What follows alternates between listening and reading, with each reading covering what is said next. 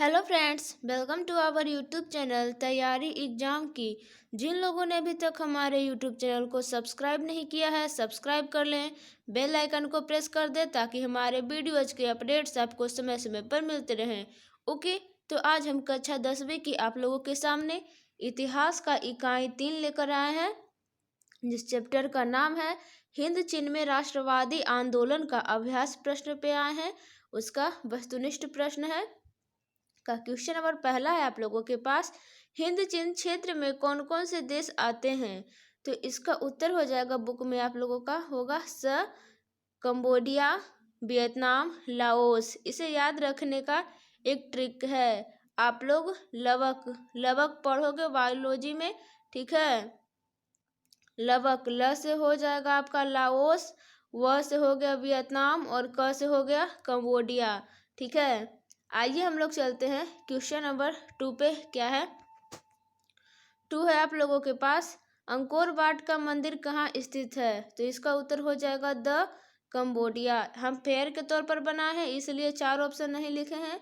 Bihar board के जो exam लिया जाता है उसमें भी ऑप्शन ऐसा ऐसा रहेगा कि आपको गुमराह करने वाला रहेगा, इसलिए आप लोगों को एक आंसर दी हूँ ताकि आप लोग एक बार में अच्छे तरह से समझ सको। क्वेश्चन नंबर 3 है, हिंद चीन में पहुंचने वाले प्रथम व्यापारी कौन थे। तो इसका उत्तर हो जाएगा क्या है, पुर्तगाली। ओके, आइए चलते हैं क्वेश्चन नंबर 4 पे। क्या है, हिंद चीन में बसने वाले फ्रांसीसी कहे जाते थे। तो क्या कहे जाते थे, तो colon. Is the right answer. आइए चलते हैं क्वेश्चन नंबर 5 पे। क्या है, नरोत्तम सिंहानु कहाँ के शासक थे। तो इसका उत्तर हो जाएगा Cambodia. The is the right answer, ठीक है। बुक में आंसर होगा यही। फिर क्वेश्चन नंबर 6 है, the history of the loss of Vietnam किसने लिखा। तो इसका उत्तर हो जाएगा फान बोई चाऊ। क्वेश्चन नंबर 7 है, मार्च 1946 में फ्रांस एवं वियतनाम के बीच होने वाला समझौता किस नाम से जाना जाता है। तो इसका उत्तर हो जाएगा हनोई समझौता, ठीक है। आइए हम लोग चलते हैं क्वेश्चन नंबर 8। क्या है, किस प्रसिद्ध दार्शनिक ने एक अदालत लगाकर अमेरिका को वियतनाम युद्ध के लिए दोषी करार दिया। तो इसका उत्तर हो जाएगा रसेल। ओके, आइए हम लोग चलते हैं क्वेश्चन नंबर 9 पे। क्या है, 9 है आप लोगों के पास, हिंद चीन क्षेत्र में अंतिम युद्ध समाप्ति के समय में अमेरिकी राष्ट्रपति कौन थे। तो इसका उत्तर हो जाएगा आप लोगों के पास is the right answer, Nixon, ठीक है। क्वेश्चन नंबर 10 है, देखिए सब अच्छी तरह से क्वेश्चन आंसर हम बनाए हैं, एक भी क्वेश्चन गलत नहीं है और ना ही उसका आंसर। 10 है, हुआ आंदोलन किस प्रकृति का था।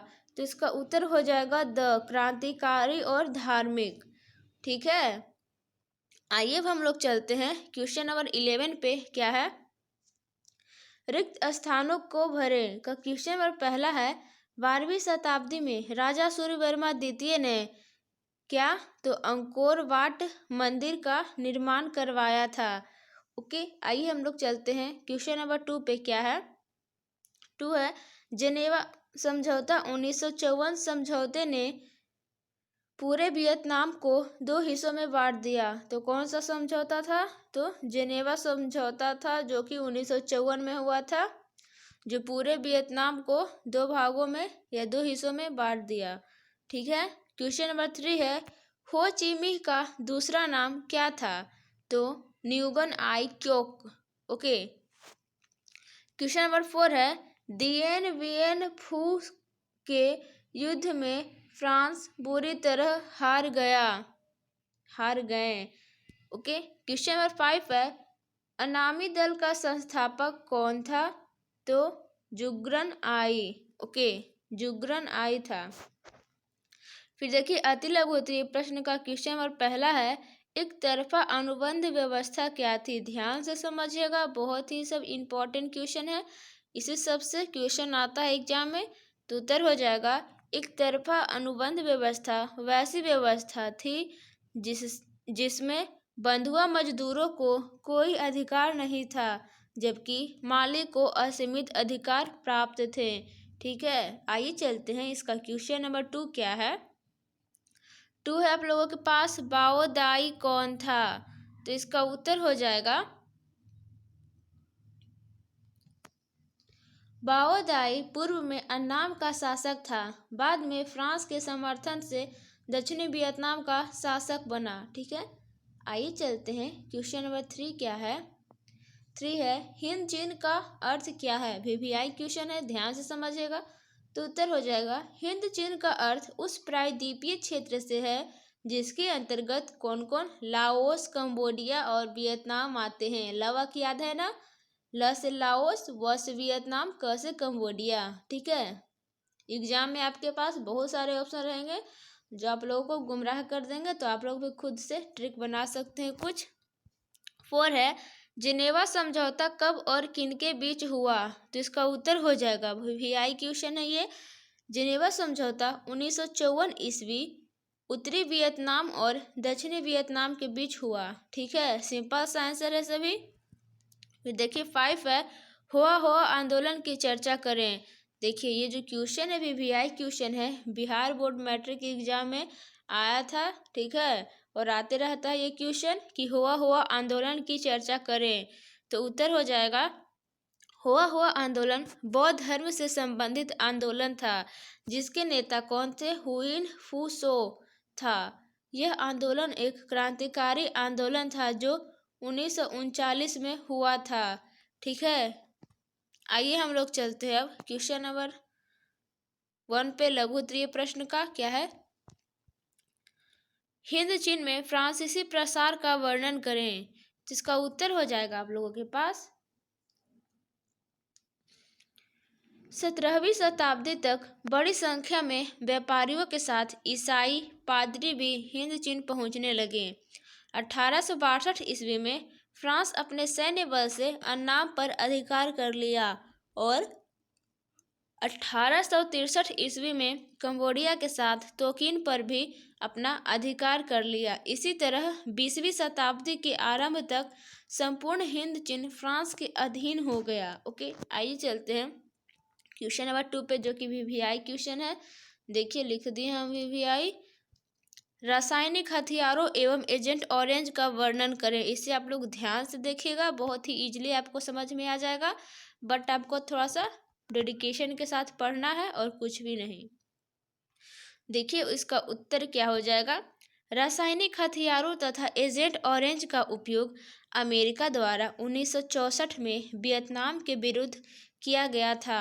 देखिए यहाँ पे रासायनिक हथियार, नापाम एक तरह का ऑर्गेनिक कंपाउंड है जो अग्नि बमों में गैसोलीन के साथ मिलकर एक ऐसा मिश्रण तैयार करता था जो त्वचा से चिपक कर जलता रहता था। इसका व्यापक पैमाने पर वियतनाम में प्रयोग किया गया था। फिर देखिए हम लोग क्या है एजेंट ऑरेंज। एजेंट ऑरेंज क्या था? तो एजेंट ऑरेंज यह एक ऐसा जहर था जिससे पेड़ों की पत्तियां तुरंत झुलस जाती थी एवं पेड़ मर जाते थे। अमेरिका ने इसका इस्तेमाल जंगलों के साथ खेतों और आबादी यानी कि कहे तो मनुष्य, ओके, आबादी का मनुष्य और जो जीव जंतु थे वो सभी पर, दोनों पर जमाकर किया। इस जहर के असर से अगली पीढ़ी, जो मनुष्य की अगली पीढ़ी यानी कि भावी पीढ़ी, आने वाली पीढ़ी बीमार पैदा होने लगी। ठीक है, आइए चलते हैं क्वेश्चन नंबर 3 पे क्या है। देखिए जो इस तरह का क्वेश्चन होता है संक्षिप्त में लिखे, ये सभी एग्जाम में आते ही रहता है। ये नहीं है कि इसी चैप्टर से आएगा, लेकिन ये सभी वीवीआई क्वेश्चन है, इसे आप लोग ध्यान में जरूर रखिएगा। ठीक है, देखिए 3 है हो ची मिन्ह के विषय में संक्षिप्त में लिखें। तो उत्तर हो जाएगा इसका 1917 ईस्वी में हो ची मिन्ह नामक वियतनामी छात्र ने पेरिस में साम्यवादियों का एक गुट बनाया। बाद में वह शिक्षा प्राप्त करने मास्को गया और साम्यवाद से प्रेरित होकर 1925 में वियतनामी क्रांतिकारी दल का गठन किया और अंततः 1930 में वियतनाम के बिखरे राष्ट्रवादी गुटों को एकजुट कर Vietnam communist party Vietnam Kong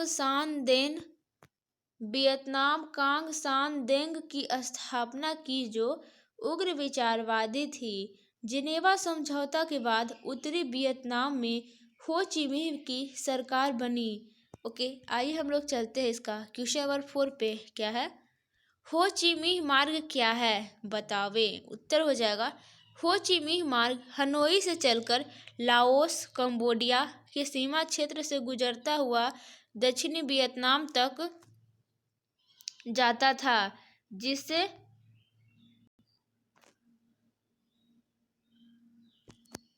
अनेक कच्ची पक्की सड़कें निकलकर जुड़ी हुई थी। अमेरिका कई बार इसे क्षतिग्रस्त कर चुका था, परंतु वियतनामी उसे तुरंत मरम्मत कर लेते थे।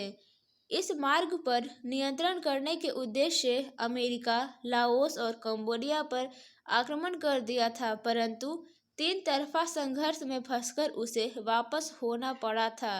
ठीक है, आइए चलते हम लोग क्वेश्चन नंबर 5 पे। क्या है? उसके बाद हम लोग दीर्घ उत्तरीय प्रश्न की ओर चलने वाले हैं। 5 है आप लोगों के पास, अमेरिका हिंद चीन में कैसे घुसा, चर्चा करें। इसका उत्तर हो जाएगा अमेरिका हिंद चीन में फ्रांस को समर्थन देने के बहाने घुसा। ध्यान देखिएगा ये पॉइंट कि अमेरिका हिंद चीन में फ्रांस को समर्थन देने के बहाने घुसा। ओके, और धीरे धीरे साम्यवादियों के विरोध में हस्तक्षेप की नीति अपनानी शुरू कर दी। इन्हीं परिस्थितियों में जेनेवा समझौता हुआ, जिसके अंतर्गत पूरा वियतनाम दो भागों में बंट गया, उत्तरी और दक्षिणी वियतनाम। उत्तरी वियतनाम में साम्यवाद समर्थित सरकार बनी, जबकि दक्षिणी वियतनाम में अमेरिका समर्थित सरकार बाओदाई के नेतृत्व में बनी। ओके, आप लोग अगर बुक पढ़ के आते हो तो आप लोगों को बहुत ही अच्छे ढंग से समझ में आएगा, और एक बार इसे फेयर भी बना लीजिए और एक बार पढ़ लीजिए तो आपके माइंड में सेट हो जाएगा। जो हिस्ट्री है उसे आप लोग पढ़ते रहिएगा, क्योंकि आज पढ़े कल भूल गए, हिस्ट्री ऐसा है। आइए चलते हैं दीर्घ उत्तरीय प्रश्न पे। क्या है? पहला, हिंद चीन उपनिवेश स्थापना का उद्देश्य क्या था, तो इसका उत्तर हो जाएगा फ्रांस द्वारा हिंद चीन उपनिवेश स्थापना का निम्नलिखित उद्देश्य था। देखिए क्या है, व्यापारिक प्रतिस्पर्धा। फ्रांस को भारत एवं चीन में स्थित डच एवं ब्रिटिश कंपनियों से व्यापारिक प्रतिस्पर्धा के लिए हिंद चीन क्षेत्र उचित लगा, जहां से वे दोनों जगहों को संभाल सकते थे। ओके, फिर देखिए कच्चे माल की आपूर्ति। वियतनाम एक कृषि प्रधान देश था। क्या था? कृषि प्रधान देश था, तथा उसके चीन से सटे राज्यों में खनिज संसाधन जैसे कोयला, टीन, जस्ता आदि उपलब्ध था, जिसका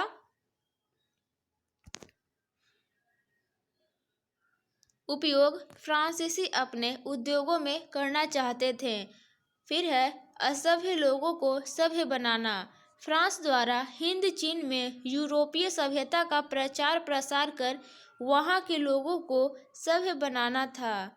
ओके, आइए हम लोग चलते हैं क्वेश्चन नंबर 2 पे। बहुत ही इम्पोर्टेंट क्वेश्चन है, इसे आप लोग ध्यान से समझिएगा, और जो बुक में इसका पार्ट दिया होगा माइली गांव करके, उसे आप लोग जरूर पढ़िएगा। ठीक है, बहुत ही इम्पोर्टेंट क्वेश्चन है। देखिए 2 है, माइली गांव की घटना क्या थी, इसका क्या प्रभाव पड़ा।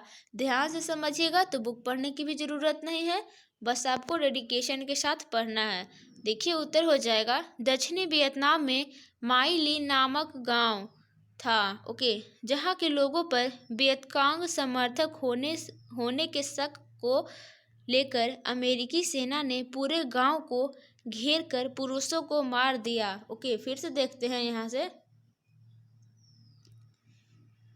देखिए क्या है, फिर से देखिए, दक्षिणी वियतनाम में माइली नामक गांव था, जहां के लोगों पर वियतकांग समर्थक होने के शक को लेकर अमेरिकी सेना ने पूरे गांव को घेर कर पुरुषों को मार दिया तथा औरतों एवं लड़कियों को बंधक बनाकर कई दिनों तक सामूहिक बलात्कार किया। फिर उन्हें भी मारकर पूरे गांव में आग लगा दिया। ओके, फिर देखिए यहाँ पे क्या लिखा हुआ है। लाशों के बीच दबा एक बूढ़ा जिंदा बच गया था, जिसने इस घटना को पूरे विश्व के सामने उजागर किया था, जिसका प्रभाव यह हुआ कि पूरे विश्व में अमेरिकी सेना की आलोचना होने लगी।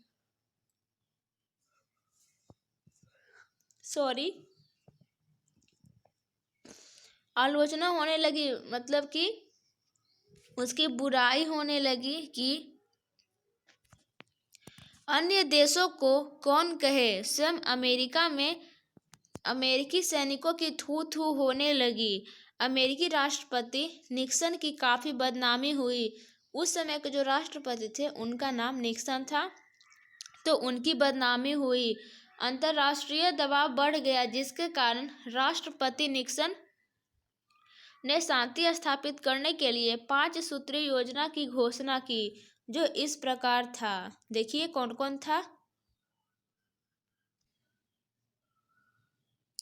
हाँ, तो देखिए, हिंद चीन की सभी सेनाएं युद्ध बंद कर यथास्थान पर टिके रहेंगे। दूसरा था युद्ध विराम की देखरेख अंतर्राष्ट्रीय पर्यवेक्षक करेंगे। तीसरा था इस दौरान कोई देश शक्ति बढ़ाने का प्रयास नहीं करेगा। फिर देखिए और क्या था। युद्ध विराम के दौरान सभी तरह की लड़ाइयाँ बंद रहेगी। 5 है युद्ध विराम का लक्ष्य समूचे हिंद चीन में संघर्ष का अंत होना चाहिए। ठीक है, आइए चलते हैं क्वेश्चन नंबर 3 पे। क्या है 3 है राष्ट्रपति निक्सन के हिंद चीन में शांति के संबंध में 5 सूत्रीय योजना क्या थी, इसका क्या प्रभाव पड़ा। उत्तर हो जाएगा हिंद चीन में शांति के संबंध में राष्ट्रपति निक्सन की 5 सूत्रीय योजना निम्नलिखित थी। क्या थी। हिंद चीन की सभी सेनाएं युद्ध बंद कर यथास्थान पर टिके रहेंगे। दूसरा था इस दौरान कोई देश शक्ति बढ़ाने का प्रयास नहीं करेगा। 4 था युद्ध विराम के दौरान सभी तरह की लड़ाइयाँ बंद रहेगी। फिर 4 है युद्ध विराम का लक्ष्य समूचे हिंद चीन में संघर्ष का अंत होना चाहिए। 5 है 5 यहाँ पे छूट गया है युद्ध का देखिए 5 यहाँ से आप लोग ये लिख लीजिएगा, छूट गया है एक पॉइंट, छोटा सा पॉइंट है।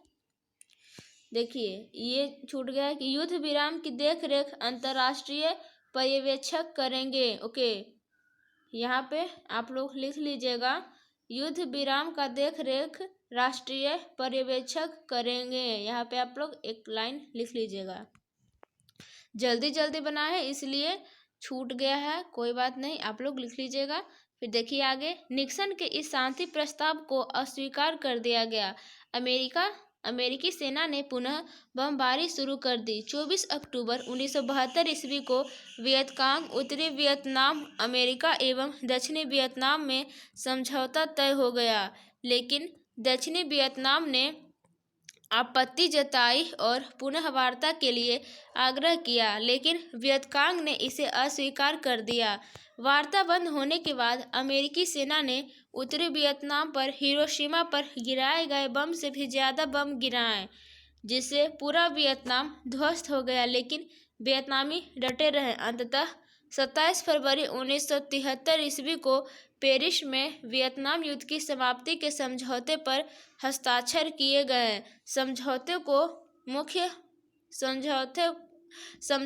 को मुख्य बातें थी कि इस समाप्ति के 60 दिनों के अंदर अमेरिका सेना वापस हो जाएंगे। उत्तर और दक्षिण वियतनाम, यहाँ पे वियतनाम है, ठीक है, उत्तर और दक्षिणी वियतनाम परस्पर सलाह कर एकीकरण का मार्ग खोजेंगे। अमेरिका वियतनाम को आर्थिक सहायता देगा। इस प्रकार से अमेरिका के साथ चला आ रहा युद्ध समाप्त हो गया एवं 30 अप्रैल 1975 में उत्तरी एवं दक्षिणी वियतनाम का एकीकरण हो गया। ठीक है, आइए चलते हैं हम लोग क्वेश्चन नंबर 4 पे। क्या है 4 है यहाँ पे आप लोगों के पास फ्रांसीसी शोषण के साथ साथ उसके द्वारा किए गए सकारात्मक कार्यों की समीक्षा करें। तो इसका उत्तर हो जाएगा फ्रांसीसियों ने प्रारंभिक शोषण व्यापारिक नगरों एवं बंदरगाहों से शुरू किया था। उसके बाद उन्होंने भीतरी ग्रामीण इलाकों में किसानों का शोषण आरंभ किया। उन्होंने हिंद चीन में शोषण तो किया, लेकिन कुछ सकारात्मक कार्य भी किए। सकारात्मक काम भी किए। उन्होंने सर्वप्रथम कृषि उपज बढ़ाने की ओर ध्यान दिया। इसके लिए उन्होंने नहरों का विकास किया ताकि सिंचाई की सुविधा बढ़े। ठीक है। जंगल क्षेत्रों, निम्न भूमि जहां सालों भर पानी भरा रहता था और जमीन दलदली हो गई थी, को खेती के योग्य बनाया। परिणाम स्वरूप 1931 तक वियतनाम विश्व का तीसरा बड़ा चावल निर्यातक देश बन गया। रबर बागानों, फार्मों, खानों में मजदूरों से एक तरफा अनुबंध व्यवस्था थी, लेकिन उपज बढ़ने से देश में खुशहाली भी बढ़ी। ठीक है। पूरे उत्तर से दक्षिणी हिंद चीन तक विशाल रेल नेटवर्क एवं सड़क का जाल बिछाया गया। शिक्षा के क्षेत्र में भी फ्रांसीसियों ने हिंद चीन में कुछ काम किया। परंपरागत स्थानीय भाषा के साथ चीनी भाषा की शिक्षा भी दी जा रही थी। ठीक है। आइए चलते हैं क्वेश्चन नंबर 5 पे। क्या है? 5 है, हिंद चीन में राष्ट्रवाद के विकास का वर्णन करें। उत्तर हो जाएगा हिंद चीन में फ्रांसीसी उपनिवेशवाद को समय समय पर विद्रोहों का सामना करना पड़ता था। देखिए क्या क्या है। 20वीं शताब्दी के शुरुआत में राष्ट्रवाद की भावना उत्पन्न होने लगी। फान वोई चाउ के द्वारा the history of the loss of Vietnam. देखिए, फान वोई चाउ के द्वारा the history of the loss of Vietnam की रचना जापान द्वारा रूस को हराना, रूसो, मोंटेस्क्यू एवं फान चू त्रिन के विचार सन्यात सेन के नेतृत्व में चीन में सत्ता परिवर्तन आदि हिंद चीनियों के प्रेरणा स्रोत बन गया। प्रथम विश्व युद्ध में इन प्रदेशों से हजारों लोगों को सेना में भर्ती किया गया तथा युद्ध की प्रथम पंक्ति में रखा गया, जिससे मरने वालों में इनकी संख्या ज्यादा होती थी। इन सब बातों का प्रभाव हिंद चीन लोगों पर